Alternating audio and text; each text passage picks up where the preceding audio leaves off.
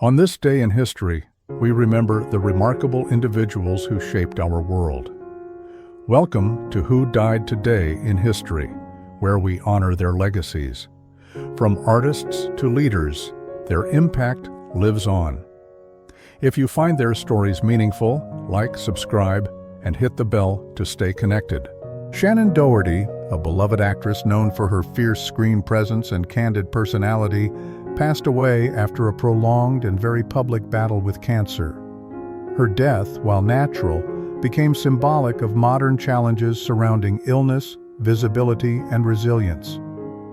Diagnosed with breast cancer in 2015, Doherty entered remission before announcing in 2020 that the cancer had returned at stage 4. Her choice to continue working and speaking out about her condition reflected a cultural shift toward openness around health struggles, especially for women in the public eye.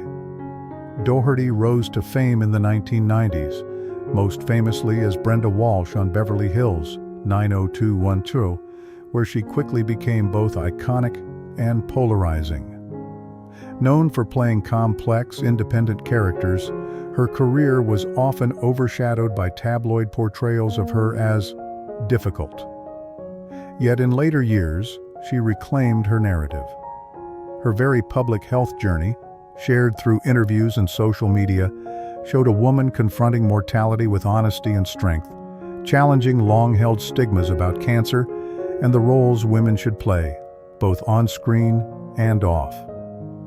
The immediate consequences of her passing sparked an outpouring of grief, especially from those who grew up watching her defy convention on television. Fellow actors, fans, and advocacy groups celebrated not just her career, but her courage in the face of terminal illness. For many, her death was a painful reminder of the realities of cancer, especially its impact on younger women. At the same time, it amplified her legacy, not merely as a 90s icon, but as a symbol of personal reinvention, candor, and advocacy.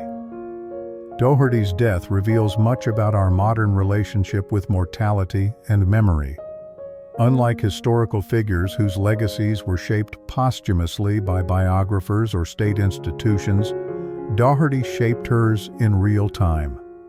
In doing so, she demonstrated a new kind of power, one rooted in vulnerability and self-representation. Her journey highlighted how celebrity in the digital era can humanize rather than deify, connecting audiences through shared fears and hopes. She will be immortalized not only through reruns of her most famous roles, but in how she inspired countless others to speak honestly about illness, aging, and identity. In literature, tribute articles, social media tributes, and cancer awareness campaigns, Shannen Doherty's name lives on, not just as an actress, but as a woman who turned her private battle into a public legacy of strength. Frida Kahlo's death on July 13, 1954, marked the end of a life defined by pain, passion, and an unyielding commitment to self-expression. Officially attributed to a pulmonary embolism, her death at the age of 47 was shrouded in uncertainty and speculation.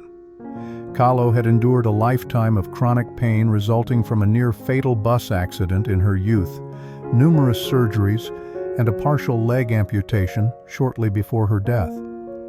Some biographers have questioned whether her passing was natural or possibly the result of an overdose, accidental or intentional, given her deteriorating health and fragile emotional state in her final months. Kahlo lived and died in an era when female autonomy, especially in conservative post-revolutionary Mexico, was often restricted. Her open embrace of bisexuality, her unfiltered artistic depictions of physical and emotional suffering, and her political fervor as a communist placed her at odds with dominant social norms. Her death reflected the personal toll such radical individuality could take in a society reluctant to accept nonconformity, particularly from women. The immediate aftermath of her passing did not elevate her to the level of fame she would later attain. Though recognized as a skilled painter during her lifetime, Kahlo was often overshadowed by her husband Diego Rivera. It was only decades later, particularly during the feminist movements of the 1970s and 1980s, that her art and life were re-examined. Her unapologetic depictions of the female body, miscarriage, identity, and disability resonated powerfully with new generations. In death, her legend only grew, eventually transforming her into a global icon of resilience, rebellion, and authenticity. Kahlo's death and the decades-long re-evaluation of her legacy underscore how historical memory is shaped by shifting cultural values. Her image, fused with bright colors, indigenous motifs, and the haunting beauty of her self-portraits, has been immortalized in murals, literature, fashion, and even consumer products. Yet beyond the commercialization lies a deeper truth. Her work offers an enduring meditation on suffering and survival. Frida Kahlo's legacy reminds us that power can reside in vulnerability and that mortality need not silence a voice. In embracing her own pain so fearlessly on canvas, she gave generations permission to confront their own. Through her art and the mythos that now surrounds her, we continue to grapple with the meaning of life, loss, and the indelible marks we leave behind. I put a lot of effort into researching and creating these stories every day. If you enjoy this content, please consider subscribing, liking, and leaving a comment. Your support means a lot. Also, I recently opened channel memberships for those who want to support even more closely. Thank you for being here. Richard Simmons, the exuberant fitness guru who inspired millions with his unrelenting positivity and flamboyant energy, passed away peacefully of natural causes at the age of 76 on July 13, 2024. His death, though anticipated due to years of retreat from public life, sent ripples of emotion through generations of fans who had come to view him as a symbol of joyful perseverance and inclusivity in health and wellness. Simmons rose to fame during the 1980s aerobics craze, a time when fitness was still largely targeted toward elite, sculpted bodies and exclusionary ideals. In contrast, Simmons focused his efforts on those often left behind by mainstream fitness culture: the overweight, the elderly, the emotionally vulnerable. His death, quiet and without spectacle, stood in stark contrast to the vibrant, high-energy persona he had cultivated. Yet, in its own way, his passing reflected the shift in the values of his time.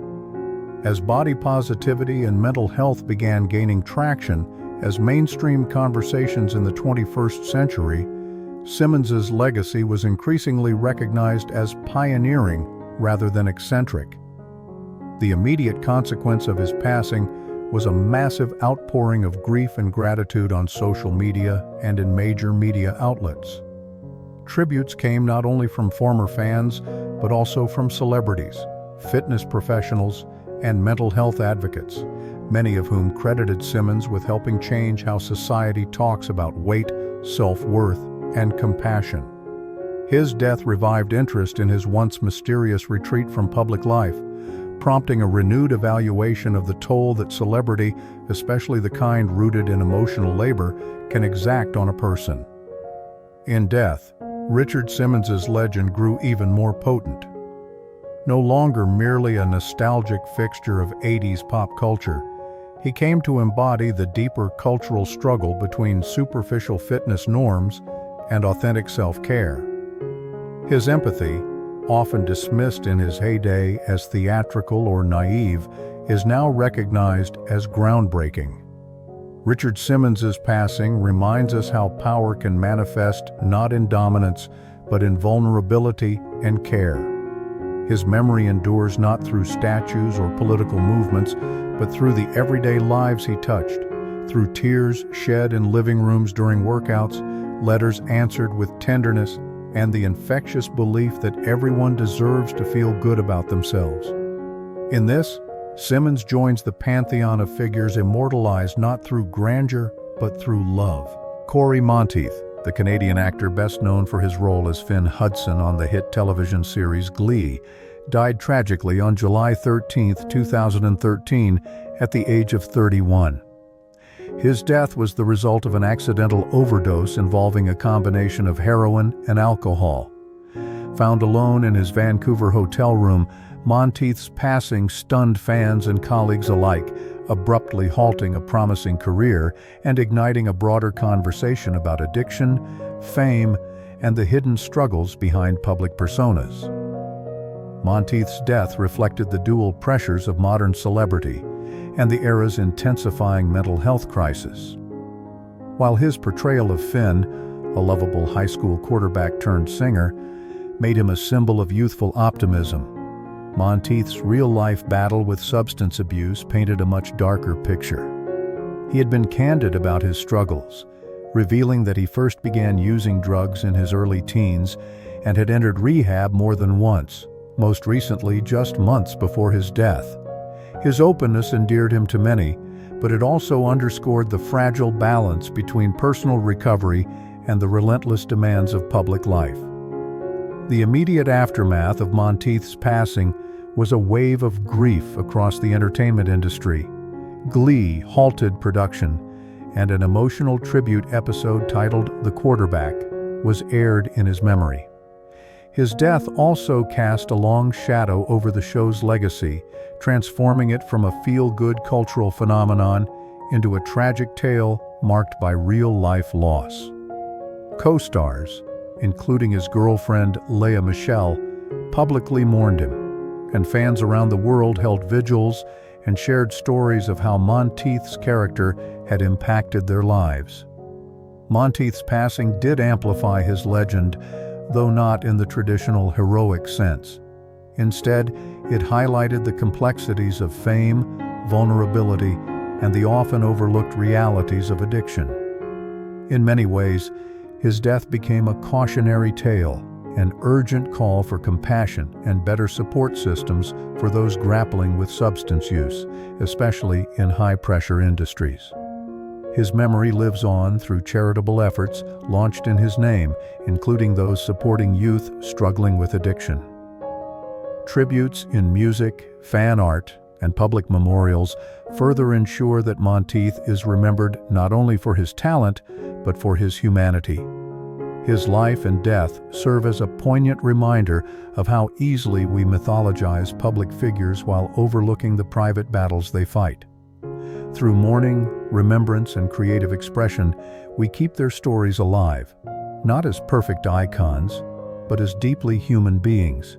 Grant Imahara, best known as the bright and inventive co-host of Mythbusters, died suddenly on July 13, 2020, at the age of 49. His death was caused by a brain aneurysm, a natural, though unexpected medical event. The news stunned fans, colleagues, and the wider scientific and entertainment communities who remembered him not just as a television personality, but as an engineer, roboticist, and advocate for science communication. Imahara's passing came during a turbulent era marked by a renewed public appreciation for science amid the COVID-19 pandemic, and it underscored the fragility of life, even for those who seemed untouchable through intellect and creativity. He had built a legacy on blending entertainment with scientific rigor, breaking down complex experiments for mainstream audiences in a way that was both thrilling and educational. His death was not political, violent, or controversial, but in its quiet suddenness, it reminded people of how even the brightest lights can be extinguished without warning. Immediately following his death, an outpouring of tributes filled social media.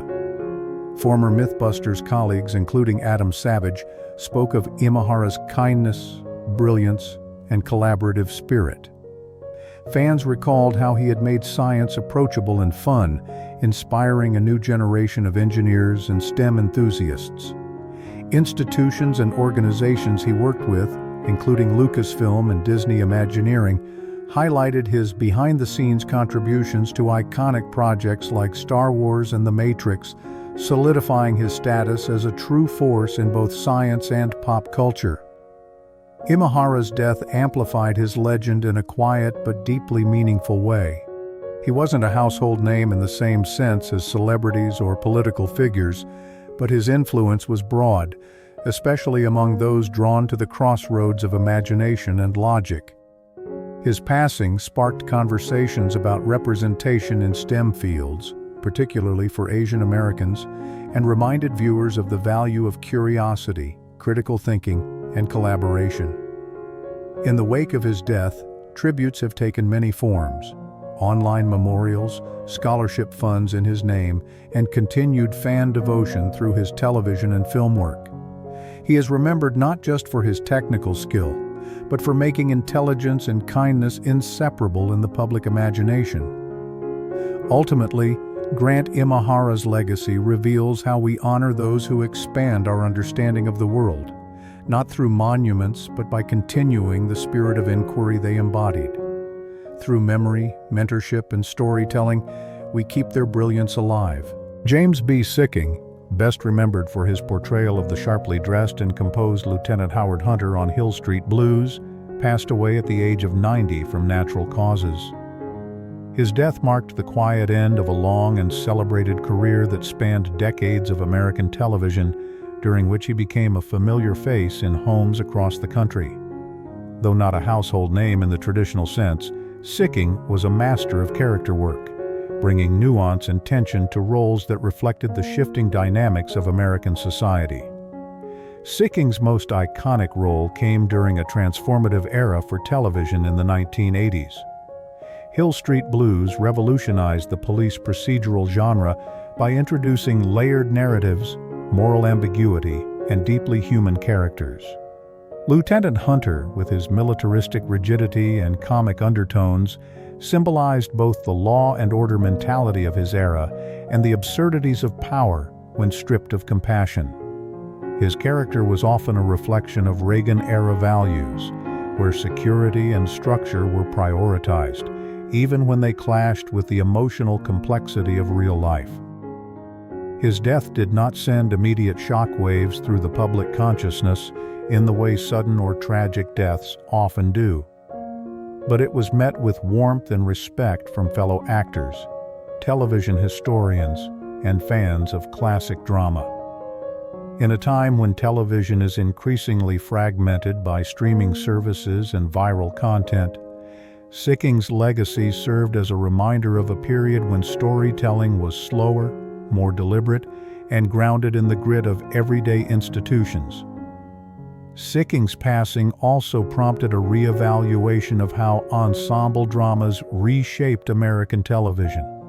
Alongside creators like Stephen Bochco, he helped set a standard for realism, character development, and serialized storytelling that influenced shows like The Wire and Breaking Bad. His death amplified his legend not through headlines, but through the ripple effects of his work in the medium. In the broader human story, Siking's life and death invite reflection on how we value character actors, those who enrich narratives not with fame, but with consistency and authenticity. He is immortalized in syndication, streaming platforms, and in the continued admiration of those who understand the power of supporting roles.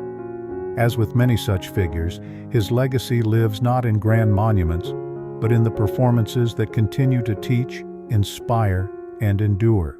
Shirley Fry, one of the rare tennis players to complete a career Grand Slam in both singles and doubles, passed away from natural causes on July 13, 2021, at the age of 94. Her death, while peaceful and expected due to age, marked the quiet closing of a remarkable chapter in sports history. In an era long before today's media-saturated celebrity athletes, Fry exemplified grace, resilience, and athletic excellence, competing during a time when women's sports received far less recognition and financial support. Fry's tennis career was defined not only by her victories. She won Wimbledon, the US Open, the French Open, and the Australian Open, but by her consistency and humility. She competed during the post-World War II years, when women were navigating new roles in society.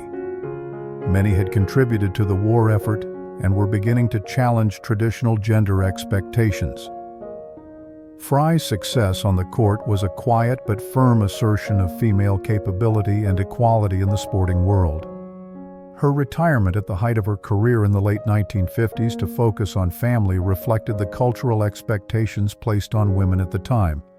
That she did so without controversy, yet with the lasting respect of her peers, speaks to her character and the nuanced pressures faced by female athletes of her generation. The immediate impact of her passing was largely felt within the tennis community. While she may not have been a household name to newer generations, her legacy was honored by organizations like the International Tennis Hall of Fame, into which she was inducted in 1970. Her death prompted retrospectives that illuminated her achievements and highlighted the foundation she laid for future champions like Billie Jean King and Serena Williams. In reflecting on Fry's life and passing, we are reminded of how mortality softens even the fiercest competitors, and how power in sport is not always about dominance, but endurance, dedication, and the quiet breaking of barriers. We immortalize athletes like Fry not only through statistics and trophies, but through the stories we pass down, the images of perseverance, the records that still stand, and the dignity with which they carried themselves. Through commemorations in halls of fame, biographies, and the continued celebration of women's tennis, Shirley Fry's legacy continues to echo on courts around the world. Carlin Glenn, a Tony Award-winning actress best remembered for her poignant performances on both stage and screen, passed away on July 13, 2023, at the age of 83 from natural causes after battling dementia and cancer. Her death, though expected within her family circle, marked the loss of a performer whose work resonated quietly yet powerfully across decades of American theater and film. Glenn rose to prominence in a time when the arts, particularly theater, were being redefined by political and social upheavals. Her portrayal of Mona Stangley in The Best Little Whorehouse in Texas, a role that won her a Tony in 1979, reflected a growing cultural willingness to explore taboo subjects with humor and compassion. This performance, alongside her other roles, captured the spirit of an era when storytelling began challenging long-held norms, particularly around gender roles and morality. She embodied characters with authenticity, grounding larger-than-life personas in deeply human emotion. Her death, while not as widely publicized as more mainstream celebrities, carried weight within artistic communities. For those who admired the evolution of American theater or remembered her maternal roles in films like 16 Candles, her passing triggered a wave of appreciation for her subtle influence. It also served as a reminder of how many performers, especially women, often remain under-recognized despite significant contributions to the cultural fabric. Glenn's departure came during an era increasingly dominated by digital media and fleeting attention spans. In contrast, her legacy is built on depth and nuance, standing as a testament to a generation of actors who valued craft over fame. Her death invites reflection on how the performing arts preserve memory, how a line delivered on stage or a moment captured on film can echo long after the curtain falls. In memorializing Carlin Glenn, we engage with a broader truth, that legacy is not always written in headlines or blockbusters, but often in the quiet persistence of excellence and integrity. Through continued performances of the plays she helped shape, the preservation of her roles in film, and the influence she had on her daughter, actress Mary Stuart Masterson, Glenn's presence endures. Her story reminds us that in art, as in life, memory is a form of immortality, one created not by grand spectacle, but by honest connection.